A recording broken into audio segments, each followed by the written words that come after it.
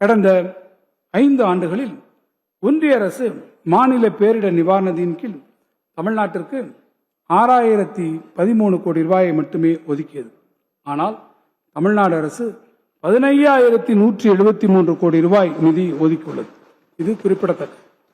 இவ்வகையில் பேரிடர் மேலாண்மை பணிகளுக்கென தமிழ்நாடு அரசு கூடுதலாக 9,160 கோடி ரூபாய் நிதியை செலவிட்டுள்ளது.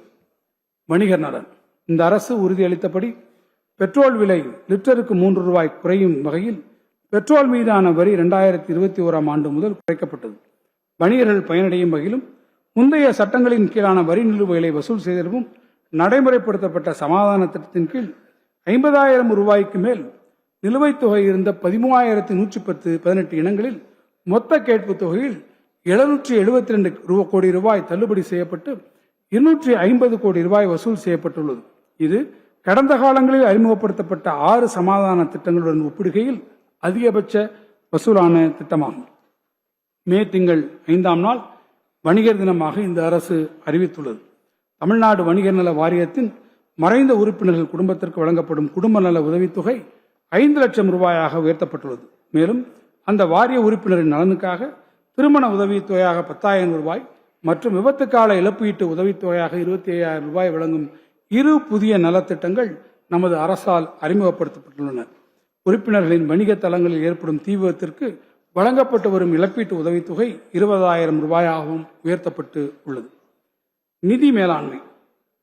ஒரு மாநிலத்தின் பரவலான வளர்ச்சிக்கு வலுவான கடன் பொருளாதாரம் மிகவும் அவசியமாகும். உரிய நேரத்தில் ஏற்கத்தக்க விகிதத்தில் கிடைத்திடும் கடன் உதவியை கொண்டு மனித வளம் உலகெங்கும் செல்வச் செழிப்பு ஈட்டி தந்திருக்கிறது. தமிழ்நாட்டின் கடன் பொருளாதாரமானது மாநில அரசின் வரவு செலவு திட்ட அளவை போல் ஏறத்தாழ 3 மடங்கு பெரியது என்பதிலிருந்து அதன் அளவு மற்றும் முக்கியத்துவத்தை நாம் அறியலாம். வளர்ச்சிக்கான ஒரு காரணியாக கடன் வசதி செயல்படுவதை உணர்ந்து வரும் நிதியாண்டில் முன்னுரிமை துறை கடன்களுக்காக 11 லட்சம் கோடி ரூபாய் கடன் வழங்க இலக்கு நிர்ணயிக்கப்பட்டுள்ளது. இந்த உயரிய இலக்கினை உறுதியாக எய்திட உரிய நடவடிக்கைகள் எடுக்கப்படும். வெளிப்படைத்தன்மை மற்றும் செயல்திறனில் உறுதி கொண்டுள்ள இந்த அரசு மின்னணு கொள்முதல் இணையதளம், இணையவழி மின்னணு வங்கி உத்தரவாத முறை மற்றும் மின்னணு ஒப்பந்ததாரர் பதிவு உள்ளிட்ட டிஜிட்டல் சீர்திருத்தங்களை நடைமுறைப்படுத்தியுள்ளது.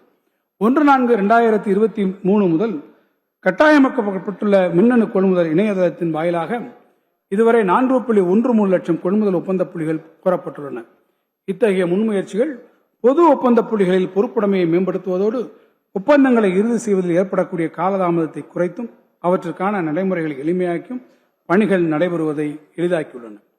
திறன்மிகு ரொக்கம் மற்றும் கடன் மேலாண்மையில் தான் பொறுப்பான நிதி மேலாண்மை தொடங்குகிறது என்ற உறுதியான கொள்கையின் அடிப்படையில் இந்த அரசு செயல்பட்டு வருகிறது.